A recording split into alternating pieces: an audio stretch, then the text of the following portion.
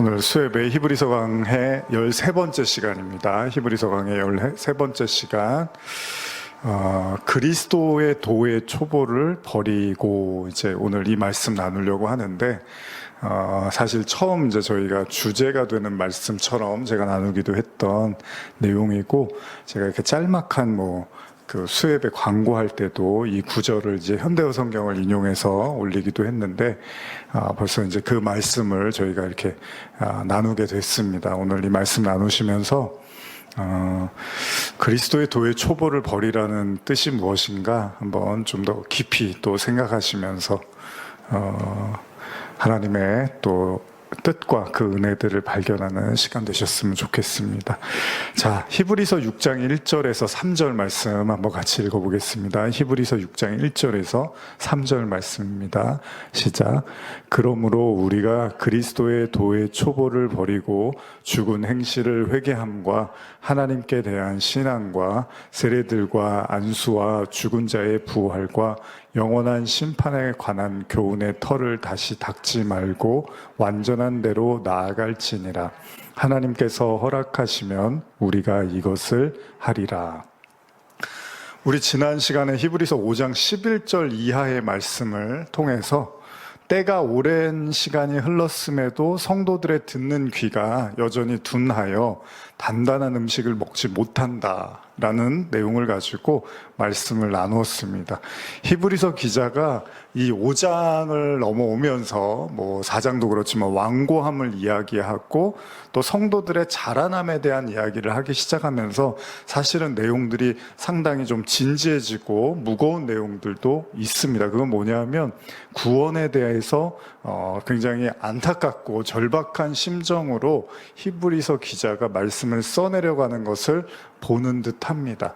그 바울도요, 로마서 9장으로 넘어가면서는 그 이전까지는 율법과 은혜에 대한 할례 이야기도 하고 여러 가지를 통해서 그 관계와 구원을 이야기하다가 9장에 들어서면서 자신의 그 마음에 있는 이제 고백을 하게 되죠.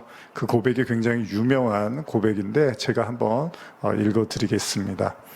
로마서 9장 1절 보면 내가 그리스도 안에서 참말을 하고 거짓말을 아니하노라. 나에게 큰 근심이 있는 것과 마음에 그치지 않는 고통이 있는 것을 내 양심이 성령 안에서 나와 더불어 증언하노니 나의 형제 곧 고륙의 친척을 위하여 내 자신이 저주를 받아 그리스도에게서 끊어질지라도 원하는 바로라. 이 이야기를 로마서 9장에 들어오면서 절박한 심정으로 이야기를 합니다. 마치 굉장히 참았던 사람이 이렇게 절제하고 자제하다가 진짜로 자기 속내를 드러내는 것처럼 자기가 그리스도에게서 끊어지는 그런 상황이 된다 하더라도 나의 고륙의 친척을 위해서 복음을 그들이 들을 수만 있다면 그렇게라도 하고 싶다라는 간절한 마음을 나누고 있습니다. 지금 히브리서 기자도요, 사실은 그런 마음들을 제가 느낄 수 있습니다. 이 말씀들을 보면 히브리서 말씀이 굉장히 뭔가 고상하고 또 부드럽고 유한 것 같은데 말씀 깊이 들어가 보면 굉장히 날카롭고 또 민감하고 세심하게 그 복음과 구원을 다루고 있는 것 같아요. 실제로도 그래서 그 말씀이 골수까지 쪼갠다라는 표현을 이제 쓰잖아요. 히브리서 기자가. 그 정도로 말씀의 위력이라는 것이 이런 거고, 진짜 우리가 말씀으로 거듭나고 새로워져야 한다는 것에 대해서 굉장히 강한 어떤 마음을 가지고 전하고 있는 것 같아요. 그래서 이 시간이 오래 흘렀는데도 불구하고 여전히 듣는 귀가 둔해서 이 얘기가 이제 멜기세덱을 이야기하려고 하다가 갑자기 말을 접으면서 내가 멜기세덱에 대해서 할 얘기가 참 많은데 너희들이 듣는 귀가 둔해서 내가 더 할 수가 없겠다 그러면서 단단한 음식을 먹어야 될 때가 됐는데 아직도 너희들이 마음이 닫혀 있고 완고하고 말씀에 뿌리내리지 못해서 좀 안타깝다라는 이제 이야기를 하고 있는 거죠. 그래서 제가 예전에 이제 몇 주 전에 욥기 말씀을 나누다가 씨 뿌리는 비유의 말씀을 여러분과 나눴는데, 사실은 이 히브리서 말씀하고도 어느 정도는 이제 관련이 있는 말씀입니다. 그래서 저도 이 히브리서 또 준비하면서 그 내용들과 이 내용들이 관련이 있어서 여러분들이 좀 참고하시면 좋겠다라는 생각을 했어요. 마태복음 13장에 예수님의 그 씨 뿌리는 비유 아시죠? 길가, 돌밭, 가시떨기, 그리고 좋은 땅 예를 드시면서 결론은 뭐냐면, 말씀을 들었는데 이 말씀을 듣고도 제자리에 머무를 수밖에 없는 것에 대해서 이제 예수님이 말씀하시잖아요. 중요한 사실은 뭐냐면, 돌밭이나 길가나 또 이런 씨앗들, 뿌려진 씨앗들이 말씀이 뿌리 박히는데 참 많은 어려움이 뒤따른다는 거예요. 말씀이 뿌려졌는데 이 말씀이 땅을 뚫고 들어가야 되는데 돌밭이나 길가는 거의 불가능하고, 또 마귀를 상징하는 새가 다 쪼아 먹어서 실상은 남는 게 하나도 없어버리는 그런 이야기를 하고, 또 하나는 말씀을 들었는데 너무 얕은 수준으로 말씀을 들어서 그냥 뭐 오늘의 운세 보듯이 하나님의 말씀을 그런 식으로 이제 이해하고 적용하다 보니까 그 역시도 아무 의미가 없는, 그래서 뭐 유대인들이 표적을 구한다고 예수님이 굉장히 화를 내셨던 것도 그런 거예요. 그냥 뭔가 하나님의 말씀을 내 기적이나 살아가는데 어떤 도움이 되는 걸로만 자꾸 이해하려고 했다는 거죠. 또한 말씀을 들었는데 그 순간에는 너무 기쁜데 감동이 되는데, 또 돌아서서 말씀대로 살아야 된다고 할 때는 힘들다고 생각해서 뿌리치는 이런 모든 것들이 결국은 말씀이 이제 마음속에 뿌리 박히는 데 있어서 저해 요인이 됐고, 마지막으로는 뭐였죠? 세상 재물과 삶의 걱정, 이게 이제 가시떨기였단 말이에요. 그러니까 말씀을 들었는데 자꾸 걱정을 하는 거예요. 먹고 살 걱정, 뭐 내가 지금 겪고 있는 일들에 대한 걱정, 또 성격적으로도 또 걱정이 많은 사람들이 있잖아요. 그러니까 이런저런 걱정과 생각, 그래서 뭐 오늘 오전인가 뭐 TV 이렇게 아침에 이렇게 트는데 뭐 불면증 잠깐 광고하더라고요. 그래서 불면증 때문에 잠 못 자는 사람들 이제 이렇게 하면서 아주 너무 막 괴로워하면서, 근데 이제 전문의가 잠깐 나와서 하는 얘기가 일단 좀 마음을 편하게 가져야 된다, 이런 얘기를 하는 거예요. 그러니까 어쨌든 간에 너무 많은 걱정을 하니까 이 말씀이 내 마음속에 들어올 수가 없는 거죠. 더 깊은 데로 나갈 수 없는 거예요. 그래서 이런 문제점들을 예수님이 지적을 하셨는데, 히브리서 저자도 사실 그런 얘기를 하고 있는 겁니다. 그리스도의 도의 초보에만 머무르지 말고 깊이 나가라라는 게 결국 말씀이 깊이 여러분과 제 마음속에 뿌리 박혀야 된다는 거죠. 그래서 그리스도의 도의 초보라는 말을 하는 거예요. 여러분들이 생각하는 도의 초보는 뭘까요? 그리스도의 도의 초보는 뭘까요? 자, 여러분들은 어떠십니까? 그리스도의 도의 초보에 머물러 있는 것 같으십니까? 아니면 깊은 데로 나아가고 있으십니까? 아니면 그렇지 못하다 할지라도 정말 내가 깊이 나아가고 싶으십니까?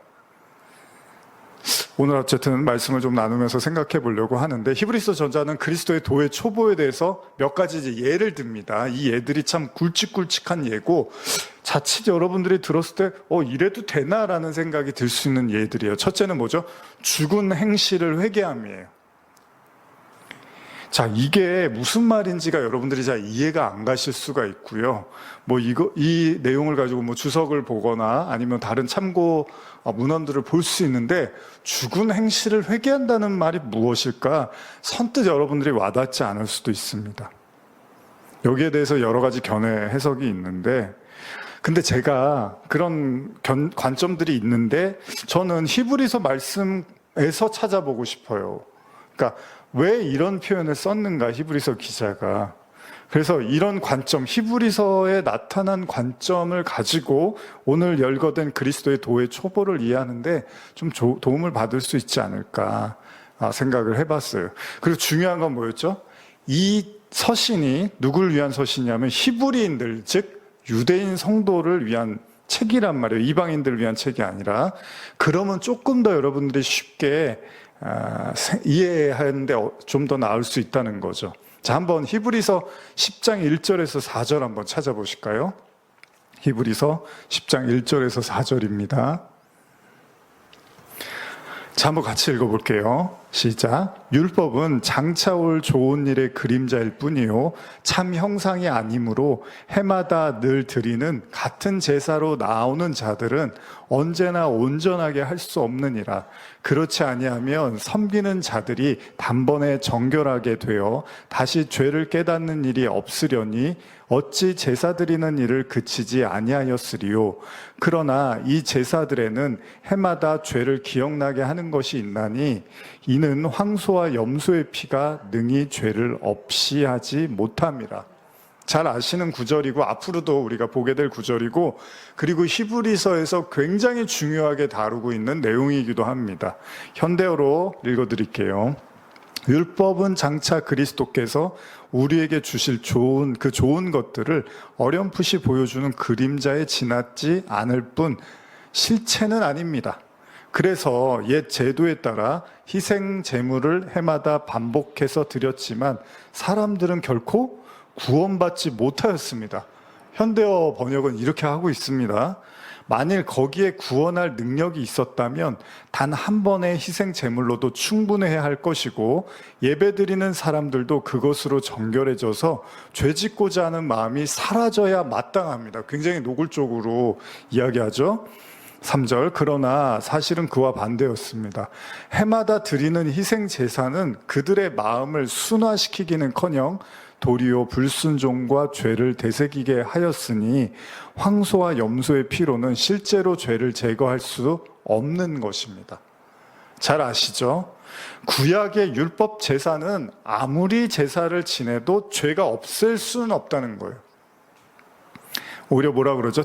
희생 제사를 드리면 자꾸 자기 불순종과 죄, 율법을 어긴 거, 이런 것만 자꾸 생각나서 결과적으로는 그 황소와 염소의 피로는 죄를 없앨 수가 없다는 거예요.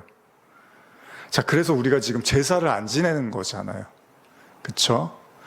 지금 이스라엘의 삼성전 짓고서 다시 제사 지내는 그런 거 한다고 그런 이제 기사들 나오고 그러는데, 우리는 다시 제사를 지내지 않습니다.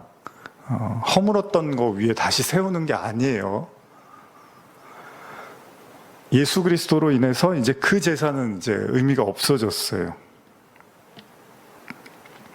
만약에 우리가 구약에 머무르는 신앙을 가졌다면 여전히 저와 여러분들은 이제 짐승을 가지고 제물을 죽여서 하나님께 제사를 드려야겠죠. 그리고 나서 죄가 생각나면 전가하고 그런 과정들을 통해서 죄의 사함을 받았다라는 걸 계속 반복을 해야 됩니다. 근데 우리가 그렇게 하지는 않아요. 자, 이 내용은 잘 아시죠? 계속 읽어볼게요. 10장 11절에서 14절입니다. 시작. 제사장마다 매일 서서 섬기며 자주 같은 제사를 드리되 이 제사는 언제나 죄를 없게 하지 못하거니와 오직 그리스도는 죄를 위하여 한 영원한 제사를 드리시려고 하나님 우편에 앉으사 그 후에 자기 원수들을 자기 발등상이 되게 하실 때까지 기다리시나니 그가 거룩하게 된 자들을 한 번의 제사로 영원히 온전하게 하셨느니라. 자, 이 내용을 굉장히 강조하고 있고 자세하게 기술을 하고 있습니다. 그래서 히브리서에서 가장 어떻게 보면 의미 있고 가치 있는 내용들이 이 내용이 아닐까라고 생각이 들 정도로, 물론 모든 말씀이 다 중요하지만요. 자, 현대어로 제가 11절에서 14절 한 번 더 읽어드릴게요. 옛 계약 아래서는 대사장들이 날마다 제단 앞에 서서 희생 제물을 드렸으면서도 결코 우리의 죄를 제거할 수 없었습니다. 그러나 그리스도께서는 언제까지나 유효한 단 한 번의 희생 제물로 자신의 몸을 하나님께 드리고 우리 죄를 용서받으셨습니다. 그리고 나서 그리스도께서는 가장 높은 영예의 자리인 하나님 오른편에 앉으셔서 자신의 원수들이 발 아래 굴복할 그날을 기다리고 계십니다. 그리스도께서는 이 단 한 번의 희생 제사로 거룩하게 만든 사람들을 모두 영원히 하나님 앞에서도 완전한 사람으로 만들어 주셨습니다.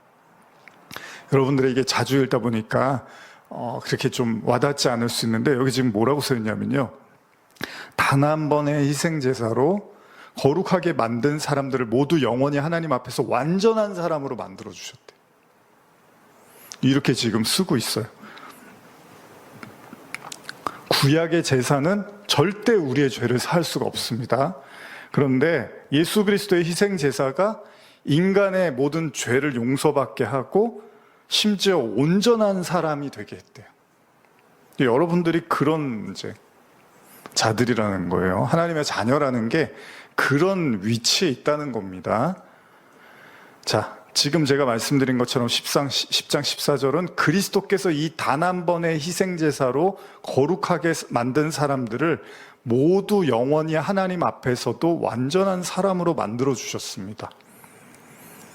이 제사의 완전함이 여러분들에게, 믿는 자들에게도 완전하게 임한다라는 얘기를 하고 있어요.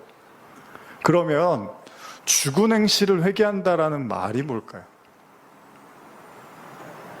만약에 구약의 제사의 관점으로 보면, 자, 이런 겁니다. 예수님을 믿어요, 이제.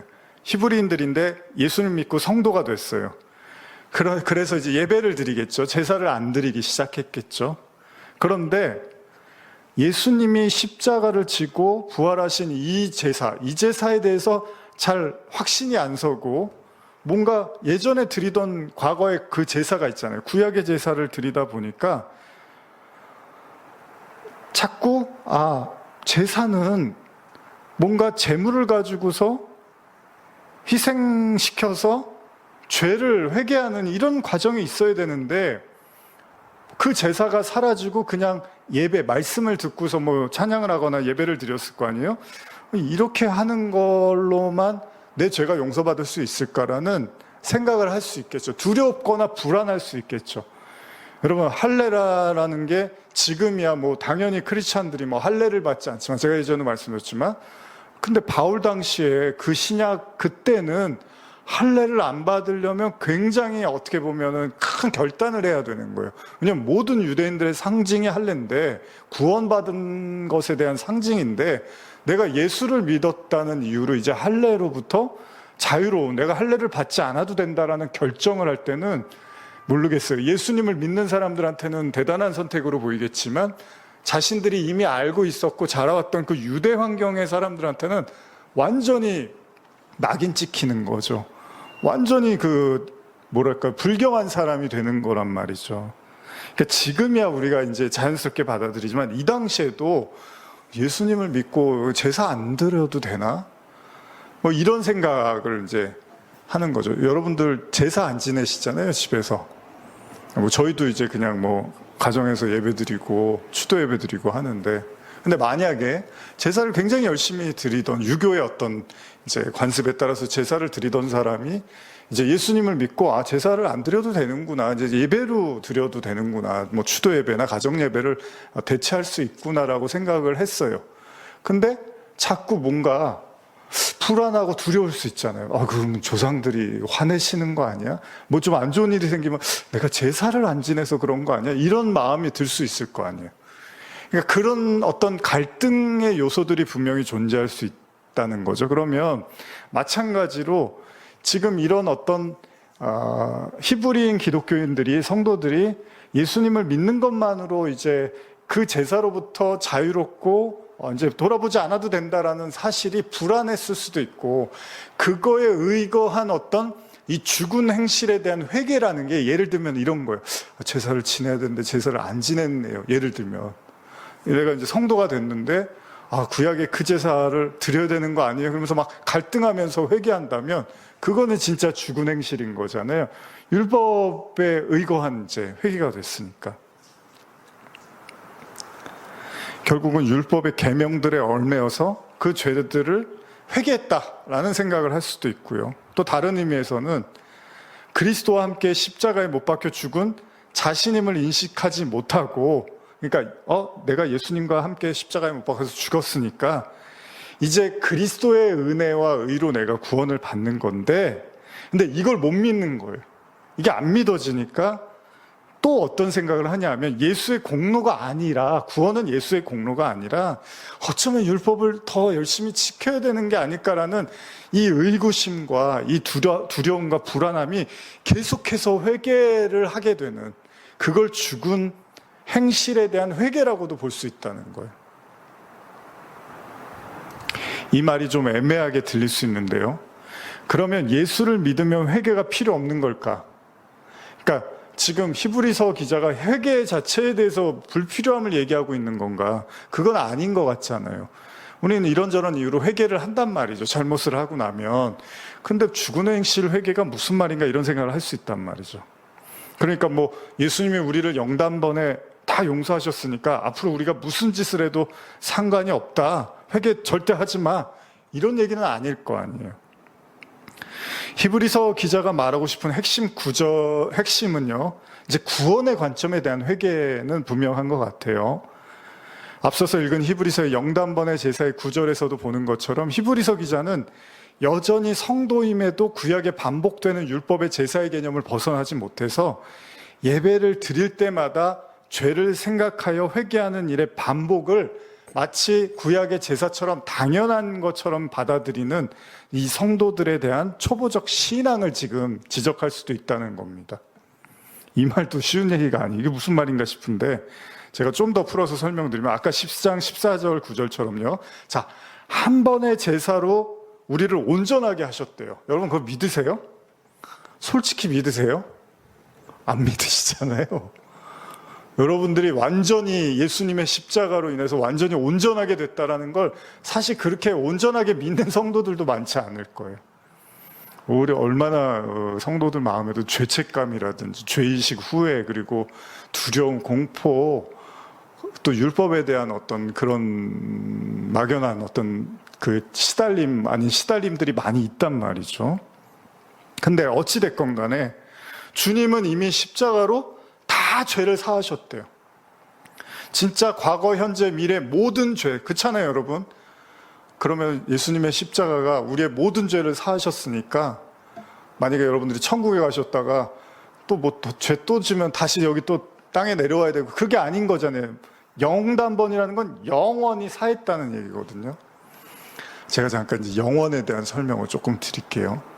최근에 제가 이제 묵상하면서 우리가 영원을 생각할 때 이제 시간의 개념으로 놓고 시간이 지속되는 거 끝까지 그러니까 끝없이 지속되는 걸 영원이라고 볼 수도 있는데 좀 다른 관점으로 제가 말씀드리면 여러분 만약에 여러분들이 이제 CCTV를 봐요. 그래서 어느 장소에 CCTV를 이렇게 찍고 있는데 거기에 어떤 움직임이 예를 들면은 이제 뭐 조용하다가 누가 한 사람이 지나가요. 근데 그 시간이 뭐 예를 들면 저녁 10시였다.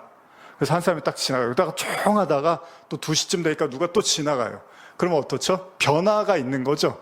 근데 이런 생각 한번 해보세요. 그 CCTV를 켜놨는데 하루 종일 아무도 안 지나가. 그러니까 변함이 없어. 변화가 없어요. 그러면은 거의 CCTV가 어떻게 하죠? 영상이 아니라 사진처럼 보이겠죠? 근데 하루만 그런 게 아니라 이틀, 3일, 4일, 일주일 내내 틀어놨는데 그냥 그 상태로 계속 있어요. 그걸 뭐라고 하죠? 변화가 없다고 하죠. 그러면 그거를 영원히 틀어놓으면 어떻죠? 영원히 변함이 없겠죠. 그러니까 영원이라는 건 시간의 연속으로도 이해할 수 있지만요. 또 다른 개념에서는 변화가 없는 것을 영원이라고 말할 수도 있다는 거예요. 이게 뭐냐면 진리가 우리 영원하다 그러죠. 만약에 진리가 1000년이 지났는데 조금 바뀌었어. 수정이 됐어. 법을 이렇게 고치듯이. 그러면 진리가 1000년 동안은 똑같았는데 1000년 지점에서 한번 바뀌었어. 그러면 이제 거기에 오점을 남기는 거잖아요. 야, 이 진리는 요게 잘못돼서 바꿨어. 그러다가 한 2000년이 지났는데 괜찮다가 또 2000년 후에 바뀌었어요. 개정이 됐어. 그러면 그걸 진리라고 할 수가 없죠. 진리는 뭐예요? 아무리 많은 시간이 흘러도 변함이 없는 거예요. 변함이 없는 거예요. 그러니까 영원이라는 건 시간의 연속성으로도 이해해도 되지만 사실 영원은 또 다른 의미에서 변함이 없으면 그걸 영원이라고도 할 수 있다는 거죠.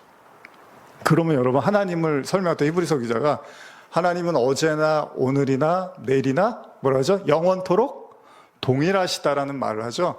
거기에 영원이 들어가는 거예요. 그게 뭐냐면 변함이 없는 거예요. 그러니까 사진처럼 딱 한번 우리가 사진 찍어놨는데 이 사진처럼 바뀌는 게 없는 거예요. 그대로 그 모습 그대로 있는 거예요. 다시 말하면 하나님의 말씀은 영원하다며 하나님의 사랑은 영원하다며 그게 바뀌지가 않는다는 거예요. 변함이 없다는 거예요. 그러면 예수님의 영단번의 십자가라는 것도 영원히 구원하는 십자가라는 것도 한번 그렇게 예수님의 십자가가 섰으면 이제 그 십자가를 믿는 자들에겐 영원히 변함이 없다는 거예요. 그 시간의 개념으로 뭐 1억 년, 뭐 1000억 년 이렇게 안 보셔도 되고요. 변함이 없으면 영원이라고 한다고 보셔도 돼요. 그러면 여러분과 제 죄를 사했다고 하잖아요, 지금. 근데 뭘 사긴 사해요. 내일 또 뭐 실수하고 잘못하면 또 막 불안해하고 두려워하고 아유 죄 졌네요 막 이러잖아요, 사람이. 그러나 뭐 그게 인간의 연약함이니까 그럼에도 불구하고 우리가 복음을 받아들인다는 건 그런 나임에도 불구하고 그 영원한 십자가가 대속했다라는 사실을 이제 믿어가는 과정이죠. 이게 연단이고 이게 여정이라고 하는 거잖아요, 신앙에. 그런데 지금 죽은 행실에 대한 회개가 그거를 못 믿는 거예요. 그거에 대해서 인정하고 믿으려고 하는 의지보다는 제사라는 거는 뭔가 회개를 자꾸 해야 되는 거 아니야? 뭔가 잘못이 있으면 찾아내서 그걸 회개하는 게 중요한 게 아니야? 이런 생각들을 더 지배적으로 갖고 있었다는 겁니다. 우리도 오늘날 예배 드리면서 어떻죠? 죄를 깨닫기도 하죠. 저도 마찬가지예요. 설교 듣다가 뭐 예배 드리다가 이게 내가 잘못했구나 이런 생각한단 말이에요. 회개도 해요. 여러분도 하시잖아요. 그리고 회개하라고도 합니다. 설교하다. 예수님도 회개하라 그러잖아요. 그런데 그렇다면 그 또한 믿음 없는 회개가 될 수 있는 게 아닌가? 물론 우리가 원죄와 자범죄란 얘기 있잖아요. 그러니까 원죄는 아담이 지은 그 죄잖아요. 근데 자범죄는 뭐죠? 여러분과 제가 의지적으로 짓는 죄라고 한단 말이에요. 그러면 신학적인 관점에서 보면 이 자범죄는 개개인이 살면서 의지적으로 짓는 죄, 그리고 원죄는 인류의 조상 아담으로 비롯된 죄라면 우리가 살면서 당연히 잘못하고 실수하고 다른 사람 아프게 하면 인식하고 회개해야 될 필요가 있는 게 맞습니다. 근데 지금 히브리서 기자가 말하는 죽은 행실에 대한 회개는 뭐죠? 단순한 자범죄의 차원이 아니라 본질적 차원이라는 거예요. 그러니까 아까 말씀드린 예수님의 그 영단번의 제사를 우리에게 허락하신 거를 우리를 온전한 용서와 구원으로 이끄셨다는 사실을 인정하고 믿는 그 구원, 그걸 뭐라 그러죠? 다른 말로 이신칭이라고 하는 거죠. 나를 의롭다고 해주시는 거, 이것을 믿는, 그리고 그걸 지향하는 그 신앙이 아니라 계속된 예배와 회개의 반복을 통해서 구원에 이룰 수 있다는 관점에서 그걸 죽은 행실이라고 말할 수도 있다는 거예요. 뭐 예를 들면 뭐 내가 하나님께 1000번제를 드려야겠다. 뭐 아니면 새벽 예배를 내가 뭐 얼마 동안 작정하고 해야겠다. 그럴 수 있어요. 좋은 의도로. 근데 마치 그것을 빠지거나 내가 못했어. 그럼 마치 하나님이 나를 버릴 것처럼, 하나님이 나를 구원하지 않을 것처럼, 그러면 그 구원의 기준은 누가 되는 거죠? 예수 그리스도의 십자가의 대속의 은혜가 아니라 내가 새벽 예배를 빠지거나 1000번제를 빠진 것이 구원의 기준이 돼버리니 그걸 뭐라 그래요? 내 행실로 구원을 받으려고 하니 그게 죽은 행실에 대한 회개가 될 수도 있다는 거예요. 물론 약속했는데 못했으면 회개도 할 수 있죠. 근데 제가 말씀드리는 건 그런 잘잘못에 대한 얘기가 아니라 그걸 마치 구원과 직결해서 뭐 그래서 이제 목사님들이 막 그런 얘기를 하는 거죠. 주일날 빠지면 아주 지옥 갑니다. 이제 이런 얘기, 뭐 11조 안 하면 어떻게 됩니다. 뭐 예배, 봉사 이렇게 안 하시면 어떻게 됩니다. 막 이런 이야기들로 하여금 그리스도의 십자가의 대속과는 무관한, 그게 구원하고는 관계가 없단 말이에요. 근데 그것들을 구원과 직결시켜서 어떤 그 사람의 행위로 구원이 어려울 것처럼 말하는 건 그건 온전한 믿음을 이야기하는 게 아닌 게 될 수 있다는 겁니다. 이해 가시나요? 별로 안 가세요? 제가 1년에 한 번 이상 꼭 나누는 구절이 있어요. 굉장히 중요한 구절이어서 여러분들도 보시면서 이제 또 아시겠지만, 이번에도 제가 이 말씀을 좀 생각하면서 이 구절을 떠올렸는데, 이번에 한번 말씀 나누실 때 또 한번 깊이 여러분 마음속에 뿌리 박힐 수 있도록 또 들어주셨으면 좋겠습니다. 로마서 7장 9절 11절입니다. 로마서 7장 9절에서 11절입니다. 찾으셨으면 읽겠습니다. 시작. 전에 율법을 깨닫지 못했을 때에는 내가 살았더니 계명이 이름에 죄는 살아나고 나는 죽었도다. 생명에 이르게 할 그 계명이 내게 대하여 도리어 사망에 이르게 하는 것이 되었도다. 죄가 기회를 타서 계명으로 말미암아 나를 속이고 그것으로 나를 죽였는지라. 잘 아시는 내용이에요. 현대어 읽어드리면 이제 더 와닿으실 거예요. 나는 율법이 실제로 무엇을 요구하는지는 몰랐을 때는 마음 편하게 지냈습니다. 그러나 진리를 알았을 때 나 자신이 율법을 어긴 자이며 죽음을 선고받은 죄인이라는 걸 알게 됐습니다. 자, 진리를 아니까 율법이 뭔지를 알았다는 거예요.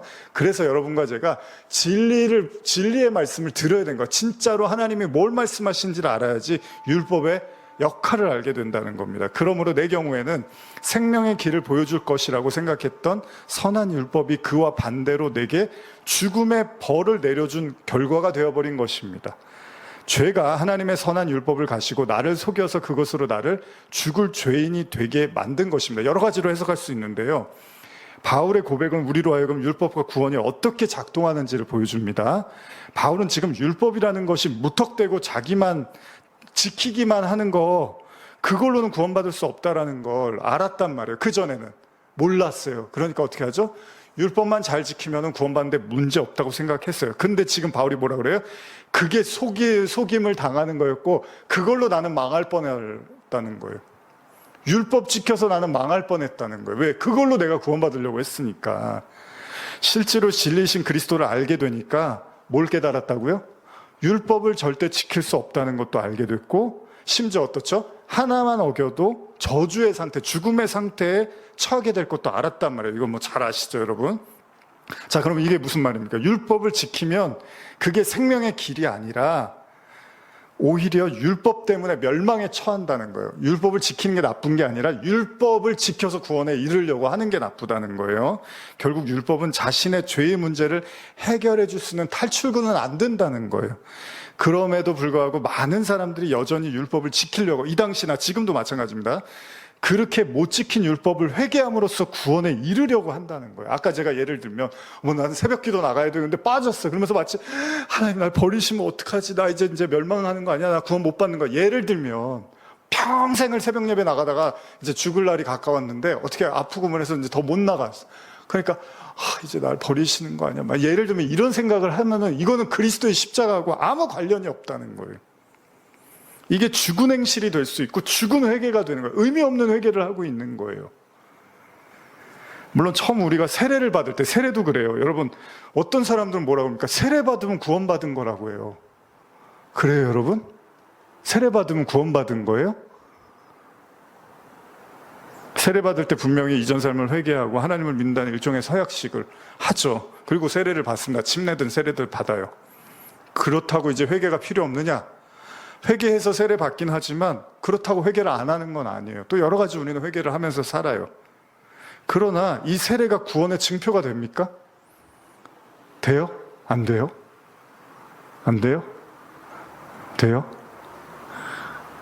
여러분 아시잖아요. 옛날에 세례 받고 교회 안 나간 사람들 얼마나 많습니까? 교회를 안 나가는 정도가 아니라 그냥 아예 하나님과 무관하게 담 쌓고 살다가 그냥 세상 떠난 사람도 많아요. 불신자로 산 사람 많아요. 세례 받았으니까 구원받은 거예요? 그 사람들 하나님이 너 옛날에 세례 받았으니까 천국 가는 거야. 그런 얘기가 어디 있어요? 성경에 없잖아요. 근데 지금도 불현듯 세례 받았으면 구원받지 이런 생각을 한단 말이죠. 세례 받았다는 사실이 절대 구원을 입증해 주지는 않습니다. 물론 상황이 다를 수는 있어요. 안 믿던 사람이 갑자기 이제 마지막에 세례를 받고 믿음의 어떤 그런 표현을 하고 이런 경우들은 있지만 그냥 무조건 옛날에 세례 받았으니까 나는 구원받는다. 그런 건 아니라는 거죠. 중요한 사실은 뭐죠? 죽은 행실의 회개가 그럴듯하게 비춰질 수는 있지만, 그러니까 회개한다 그러면 다 괜찮아 보이잖아요, 사람들이.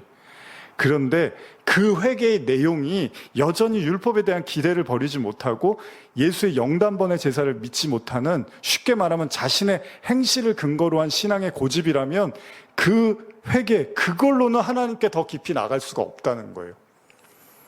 예를 들면 옛날에 제가 아주 오래전에 제가 기도하다가 새벽 기도하다가 목사님 차를 좀 바꿔드려야겠다는 마음이 있었는데 그때 내가 하나님께 한다 그랬는데 그러고 나서 계속 못해서 마음에 그냥 그게 너무 무겁고 짐이 됐다고 아주 오래전에 그런 얘기를 얼핏 들었던 것 같아요, 어떤 분한테. 근데 예를 들면 그 사람 평생 그거 가지고 맨날 회개하는 거야. 하나님, 이걸 나 못했어요. 해야 되는데 못했어요. 하나님, 나 버리시는 거 아니에요? 저주하시는 거 아니에요? 나 하나님 말씀 어겼으니까 이제 이러면은 이게 구원이 십자가가 아니라 엉뚱한 데 가서 회개를 하고 있는 거예요. 근데 사람들, 아우, 저 사람 맨날 회개만 하고 눈물 흘려. 얼마나 저 사람 겸손해. 아우, 저 사람 되게 아주 신실해 보여. 근데 내용이 그 십자가와 무관할 수도 있다는 거예요. 무조건 뭐 눈물 흘리고 회개하면은 다 그냥 좋아 보이는 게 아니라는 거예요. 히브리서 기자가 앞서 읽은 히브리서 10장에서 유대인 그리스도인에게 구약의 율법적 제사와 그리스도의 제사를 비교하면서 온전히 죄를 사할 수 없는 구약의 제사와 온전히 죄를 사하시는 그리스도의 제사를 말하고 있습니다. 그렇다고 해서 당시 유대인 성도들이 그러면 예배드리다가 몰래 희생제사 드리고 왔을까요? 아닐 거 아니에요. 근데 왜 이런 얘기를 해요? 몰래 크리스찬들 모임 있다가 마음이 찜찜해서 안식일 날 가갖고 저기 그 성전 그런 이제 가서 제사 드리는데 가갖고 제사 드리고 와서 그렇게 헷갈리는 믿음을 가진 게 아니었잖아요. 그럼 그게 무슨 얘기입니까? 예수님을 믿고 있지만 예배를 드리고 있지만 마음은 여전히 구약의 제사에 멈춰 있는 마음으로 예배를 드렸다는 거잖아요. 그럴 가능성이 크다는 거잖아요. 이게 굉장히 중요하다는 거예요, 여러분. 지금 히브리서 기자는요, 제사의 형식을 말하는 게 아니라는 거예요. 왜 구약의 제사를 드리고 와? 예수 믿었는데 이런 얘기를 하는 게 아니에요. 아니 뭐 바울도 그러잖아요. 할례 받든 안 받든 뭐 그게 중요해. 마음의 할례가 중요하지. 나중에 이렇게 말한단 말이에요. 그러니까 뭐예요? 본질은 제사 했느냐 안 했느냐 뭐 이게 아니라 마음으로 지금 그리스도를 인정하고 믿고 있느냐라는 이야기를 한단 말이죠. 구약의 제사를 폐하고 신약의 예배를 드릴 것인가, 아니면 여전히 신약의 예배를 못 믿고 다시 짐승을 잡아다 죽이는 제사를 드릴 것인가에 대한 제사의 방식에 지금 문제가 아니라 핵심은 예배를 드리고 있으면서도 마음이 여전히 구약의 제사에 멈춰 있어서 예를 들면요, 제사를 지낼 때마다 죄를 생각하고 회개해야 된다는 여전히 구약적 신앙을 예수 그리스도에게도 접목하고 있다는 거예요. 그게 마음의 불신앙이고, 그걸 히브리서 기자가 집요하게, 지금 저도 이 설교 준비하면서 아주 집요하게 한번 이 부분을 이제 파헤쳐봐야겠다 이제 생각해서 준비를 했는데, 그 마음의 불신앙을 지금 우려하고 있다는 거예요. 이 말도 애매할 겁니다. 그래서 좀 더 설명드리면, 이 문제가 왜 중요한가라고 하면, 예수라는 이름으로 예배를 드리는 것 같지만 정작 마음은 자신이 갖고 있는 율법적 패러다임 있잖아요. 기준, 잣대를 딱 가지고 회개도 해요. 은혜도 받고 감사도 하고 막 찬양도 해요. 어쩔 때는 그렇게 예배를 드리는 것 같은데, 정작 그리스도의 완전한 죄사함의 은혜를 받아들이지는 못하고, 아울러서 자신의 행실, 회개 그 자체가 마치 신앙의 목적인 것처럼 착각할 수 있다는 겁니다. 누가 와서 뭐 예를 들면 제가 이제 여행을 갔는데 아는 분이 계셨어요. 그래서 하루만 좀 머물겠습니다. 그랬더니 그분이 집이 되게 좋아요. 예를 들면 그래서 하루 그냥 마음껏 냉장고도 뭐 먹고 여기 하고 싶은 거 다 하고 TV도 보고 뭐 다 하라고 저한테 그러고 갔어. 그런데 제가 진짜 그 사람은 진심으로 그렇게 말을 했어. 근데 제가 그래도 어떻게 그럴 수 있어? 그러면서 침대에 있는데 침대에서도 안 자고, TV도 있는데 키지도 않고, 먹을 것도 있는데 그냥 계란 후라이만 했고, 그러면서 속으로 나는 그래도 참 괜찮은 사람 같아, 그러고 있거나, 아니면은 뭐 실수로 뭐 그 사람 뭐 그릇을 뭐 이렇게 뭐 좀 깼거나 아니면 금이 가거나 막 그것 때문에 괴로워하면서 내가 이 사람한테 피해를 끼친 거 아니야 하면서 막 괴로워한대. 정작 그 사람은 다 마음대로 누리고 즐겁게 행복하게 있으라고 하고 갔는데, 그 말은 못 알아듣고 그 말은 받아들이지는 못하고 자기 기준과 생각과 경험과 그 패러다임을 가지고서 그 안에서 지내면 그게 그 사람의 은혜를 받고 있냐는 거예요. 제가 그런 소리 많이 듣거든요. 왜 고지식하냐고 저한테. 그런 소리 가끔 많이 들어요. 좀 자유롭게 해. 그러면 저는 고지식한 면이 좀 있으니까. 그게 뭐예요? 은혜를 줬는데 나한테는 안 온 거예요, 그 은혜가. 근데 나는 그 은혜를 누리지도 못하면서 나는 거룩하고 경건한 줄 착각하고 있다는 거예요. 그게 죽은 행실을 회개하는 격이 된다는 거죠. 이 말이 또 무슨 말인가 해서 바울의 한번 고백을 예로 들어봤습니다. 로마서 7장 21절에서 25절 한번 읽어보겠습니다. 어이구, 생각보다 내용이 좀 더 있네요. 일단 해본 데까지 해보겠습니다. 로마서 7장 21절에서 25절입니다. 시작. 그러므로 내가 한 법을 깨달았노니 곧 선을 행하기 원하는 나에게 악이 함께 있는 것이로다. 내 속사람으로는 하나님의 법을 즐거워하되 내 지체 속에서 다른 법이 내 마음의 법과 싸워 내 지체 속에 있는 죄의 법으로 나를 사로잡는 것을 보는도다.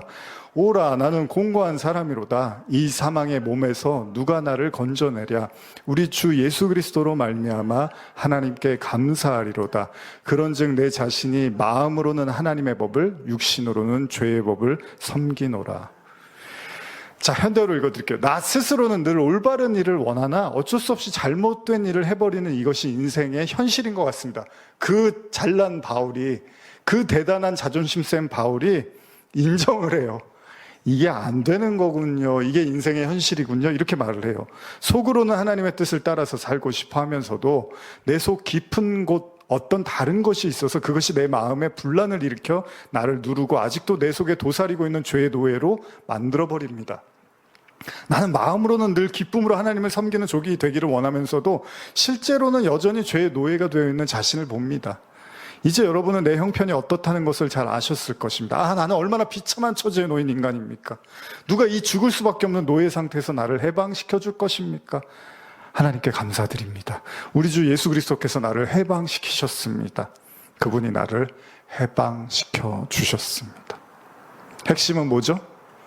예수 그리스도를 믿음으로 그리고 드려지는 수많은 예배를 통해서 성도들이 반드시 깨달아야 되는 지점, 여러분도 마찬가지입니다. 내가 죽을 수밖에 없는 처지에 놓였는데 절대 이 죄 문제는 해결이 안 되는데 그리스도가 그걸 다 해결해 주셨구나. 물론 이게 한순간에 되는 건 아니에요. 그러나 계속 거기에만 머물러 있어도 안 된다는 거죠. 그리스도의 도의 초보, 예수 믿고 구원받아야지, 이렇게 머물러 있으면 안 되잖아요. 물론 히브리서 기자도 그래서 다그치는 건 아니에요. 분명히 말합니다. 믿은 지가 오래됐어도, 되었는데도, 예를 들면 오랫동안 믿고 예배를 드렸는데도 구약의 율법을 통해서 자신에게 아무런 대안이 없고 지킬 수도 없고 이루어질 수도 없고 형식적이거나 반복적인 회개만 한다고 되는 것이 아니구나. 이거는 그리스도의 피를 믿고 그 대속의 십자가를 받아들임으로써 이 내 모든 과거, 현재, 미래 모든 죄를 주님이 완전히 용서하시고 자유롭게 하시는구나라는 이걸 믿는 게 더 중요한데 그걸 믿음으로 받아들이기보다는 여전히 내가 가지고 있는 율법과 신앙의 기준과 잣대가 내 안에서 계속 작동하고 있다는 겁니다. 그럴듯해 보이지만 실제로는 복음을 받아들이지 않고 있는 거예요. 이건 회개 자체, 어쩌면 이거는 회개 자체에 대한 불필요함을 이야기한다기보다는 말씀을 듣고 뿌리를 맺지 못하는 신앙처럼요. 회개를 하지만 회개가 결국 뿌리 깊지 못한 회개를 하고 있다는 거예요. 무슨 말입니까? 진짜 회개를 했으면 그 복음을 받아들여야 되는데 그 회개가 얕은 수준에 머물러 있는 회개다 보니까 계속 그 회개만 반복할 수도 있다는 거예요. 예를 들면 제가 만약 지각을 해요. 그럼 너 지각하지 마. 죄송해요. 지각하지 마. 내일 또 했어. 죄송해요. 내일 또 했어. 죄송해요. 근데 진짜로 회개하면 어떻게 하죠? 지각을 안 하겠죠. 그런 거예요. 그러니까 뭔가 회개를 계속 하는 것 같은데 사실을 안 받아들이고 있는 걸 수도 있다는 거예요. 바울의 말처럼 자신의 죽음과 멸망에 이른 존재임을 자각하게 만드는 회개가 아니라 항상 뭔가 부족하고 나는 뭔가 결함이 있고 그런 걸 나는 인식하고 있어. 나는 그래도 양심적인 크리스찬이라고 생각하지만 어떤 의미에서는 마치 심리학에서 오이디푸스 콤플렉스처럼요. 몇 가지만 고치면 그럴듯한 인간이 될 수 있는데 그게 잘 안 고쳐져서 후회하고 안타까워하는 일종의 죄책감과 아울러서 나타나는 자기 연민의 반복적 행위일 수도 있다는 거예요. 그렇기 때문에 성경은 뭐라고 합니까? 그 생각도 내려놓고 부정하고 부인하고 오로지 그리스도의 제사를 받으라는 거예요. 믿으라는 거예요. 은혜를 인정하라는 거죠.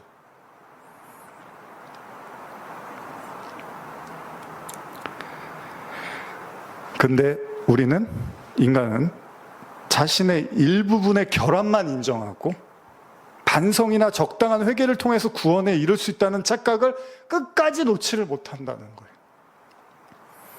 이 부분이 우리에게 굉장히 중요한데, 오늘날 우리에게, 많은 성도들에게 중요한데, 많은 사람들이 신앙생활하고 규칙적인 예배를 드림에도 오히려 십자가의 제사, 그 공로와 은혜를 깨닫지를 못한다는 거예요. 아까 제 후배 이렇게 목사님 이렇게 얘기 나눌 기회가 있어서 나누는데 그런 얘기를 하더라고요. 하나님은 마음의 중심을 보시는데 사람은 외모를 본다는 말씀이 참 맞는 것 같아요. 저한테 이제 그런 얘기를 하더라고요. 그렇죠. 하나님은 중심을 보는데 사람은 외모를 본다는 거예요. 내가 구원받을 수 없다는, 스스로 어떤 노력으로도 구원받을 수 없다는 그 본질, 중심을 보는 게 아니라 그냥 외형적 나, 사람들 안에 있는 나, 그런 어떤 타자 안에 속해 있는 나, 그런 그들에게 비춰지는 나, 그런 것들을 통해서 나를 자각하고 인식하면서 그걸 신앙과 접목시켜서 나가려고 하는 인간의, 어떻게 보면 그 어쩔 수 없는 욕망과 다른 사람들에 대한 인식, 이런 것들을 우리가 부정할 수는 없다는 거예요. 빌립보서 3장 18절, 19절, 제가 현대로 읽어드릴게요. 내가 이처럼 전에도 여러 번 당부한 일을 지금 다시 눈물로 호소하는 것은 그리스도인이라고 내세우면서도 실제로는 그리스도의 십자가를 대적하는 자들이 많기 때문입니다. 제가 이 이야기를 이렇게 하고 싶어요. 오늘은 다 예배를 드린다고 해요, 저마다. 근데 보면 지금 제가 여러분과 나눈 이 말씀처럼 그 회개라는 거, 그 십자가라는 게 정말로 그 뿌리 박혀 있는 깊은 내용이 아니라 자기 어떤 수준에, 자기 어떤 선에서의 그 신앙, 그 율법적 사고를 가지고 드릴 수 있다는 거예요. 그게 십자가를 바라보지만 실상 십자가의 공로와 은혜를 거부하는 게 될 수 있고, 그게 지금 나타나고 있잖아요. 그런 모습들이 교회에 많이 나타나잖아요. 성도들의 모습에서도. 말로는 십자가 하지만 보면은 그렇지 않잖아요. 그게 그리스도의 향기, 십자가의 향기로 느껴지지 않잖아요. 13장 19절입니다. 그들에게는 영원한 멸망이 기다릴 뿐입니다. 그들은 욕망을 하나님처럼 섬기고 수치스러운 것을 대단한 것인 양 자랑하는 자들입니다. 그들은 오직 이 세상 일에만 마음을 씁니다. 히브리서 기자가 우려하고 안타까워하는 부분도요, 겉으로는 그럴듯한 신앙에 머무르고 있지만 속은 돌밭, 길가, 가시떨기처럼 도무지 말씀이 뿌리 박지를 못하는, 이걸 굉장히 안타까워했다는 거예요. 그렇기 때문에 이제 히브리서 기자가 말하는 거야. 자, 이제 우리가 이걸 인정하고 인식하고 다음 단계로 가자. 더 깊은 복음과 진리와 십자가로 나아가자라고 이야기하는 거죠. 그러나 이게 절대 가벼운 얘기는 아닙니다. 왜냐하면요, 지금 읽은 6장 1절에서 3절 그 다음 구절을 보면 굉장히 비장합니다. 이거 한번 읽고 이제 마무리하겠습니다. 시작. 6장 4절에서 8절입니다. 히브리서 6장 4절에서 8절입니다. 시작. 한 번 빛을 받고 하늘의 은사를 맛보고 성령에 참여한 바 되고 하나님의 선한 말씀과 내세의 능력을 맛보고도 타락한 자들은 다시 새롭게 하여 회개할 수 없나니 이는 그들이 하나님의 아들을 다시 십자가에 못 박아 드러내놓고 욕되게 함이라. 땅이 그 위에 자주 내리는 비를 흡수하여 밭가는 자들이 쓰기에 합당한 채소를 내면 하나님께 복을 받고, 만일 가시와 엉겅퀴를 내면 버림을 당하고 저주함에 가까워 그 마지막은 불사름이 되느니라. 성령을 받았다, 은혜를 받았다, 놀라운 체험을 했다, 엄청난 얘기를 쏟아놓는데 그 내용과 그 신앙을 보니까 십자가와 복음, 자기 부인, 자기 부정이 되지 않고 그 그리스도의 완전한 은혜와 대속이 없는, 그저 다른 사람을 비방하고 다른 사람을 손가락질하고 나와 다르면은 무시해버리고, 이런 어떤, 마치 바울이 예수 그리스도를 만나기 이전에 그 그리스도인들을 잡아다가 막 핍박하고 괴롭혔던 것처럼, 그러면서도 그게 하나님의 영광이라고 착각했던 것처럼, 그 은혜가, 그 성령이, 그 진리가, 그 말씀이 어디를 지향하고 있는지를 깨닫지 못하고 여전히 자기 배를 불리고 자기 어떤 힘을 과시하고 자기 목소리를 내기 위한 수단으로 말씀과 복음과 십자가를 이용해버리면 뭐라 그럽니까? 다시 새롭게 회개하게 할 수가 없대. 그들은 하나님의 아들을 다시 십자가에 못 박아 드러내놓고 욕되게 하는 거래. 만일 가시와 엉겅퀴를 내면 버림을 당하고 저주함에 가까워 그 마지막은 불사름이 된대. 아주 무섭게 히브리서 기자가 이야기합니다. 죽은 행실을 회개함 어떠십니까, 여러분? 지금 제가 이 한 단어를 가지고 말씀을 하는 거거든요. 요새 인공지능 발달돼서 AI 얘기하잖아요. 도대체 AI는 여기에 대해서 뭐라 그럴까? 한번 궁금해서 검색을 해봤어요. 그때 대충 여러분들이 아시는 내용들인데 하나 눈에 띄는 단어가 있었습니다. 저는 요즘 AI가 워낙 발달해서 사실 AI가 많은 지식과 정보를 우리에게 주는 것도 사실이지만 또 조심해야 되는 부분도 있잖아요. 그러나 복음적 측면에서는 말씀이라는 게 그렇잖아요. 성령이 아니고는 말씀을 조명할 수 없다고 예수님도 성경에서 말씀하셨잖아요. 성경에서도 그렇고. 근데 AI가 다 얘기해 주면 안 되는 거잖아요. 성령이 아니면 말씀을 깨달을 수 없다 그랬는데, 물론 그 깨달은 말씀을 정리해서 줄 수는 있겠지만 본질적으로는 진짜 하나님의 영을 통해서 말씀을 이해하고 깨닫는 게 중요한 거잖아요. 단지 지식의 정보 교환이 핵심이 아니잖아요. 그래서 좀 더 설교자들이 좀 더 깨어있고 생각해야 된다고 생각을 합니다. 그때 눈에 띄는 한 단어가 있었어요. 그게 뭐였냐면 그리스도의 연합이었어요. AI가 그렇게 대답을 해줬어요. 무슨 말이냐면 진정한 신앙의 목적은 죽은 행실을 회개하고 하나님 믿고 세례받고 죽은 자의 부활과 영원한 심판을 믿고 기다리는 게 아니라, 그게 신앙의 목적지가 아니라 주님과 함께 십자가에서 죽고 주님과 함께 부활하는 그 연합의 과정을 AI가 이렇게 한 줄도 요약해서 써놨더라고요. AI도 그런 말을 하는데 여러분들은 그런 생각 하셨습니까? 이 구절 보시면서. 그렇습니다. 히브리서 기자가 말하고 싶은 게 뭐냐면 십자가 바라보고 회개하고 믿고 예배 잘 드리고 헌금 잘해, 그런 얘기 하고 싶은 게 아니라 주님과 함께 연합하라는 거예요. 그러려면 어떻게 해요? 우리 자신을 하나님께 드리라는 거죠. 말씀 앞에, 예배 앞에. 그걸 제사라고 하는 거거든요. 산제사가 그거거든요, 사실은. 나를 주님 앞에 그냥 내려놓는 거예요, 십자가 앞에.